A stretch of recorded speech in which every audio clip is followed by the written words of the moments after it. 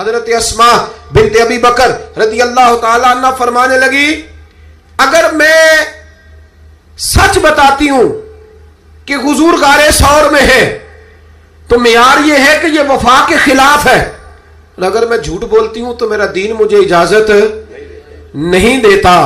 جناب اسماء کھڑی ہے چوک میں، جوانوں یہ ہے جوانی، یہ ہے وقار کہ انسان اپنے کردار پر داغ نہ لگنے دے اور وہ معیار کے ساتھ میدان میں کھڑا رہے۔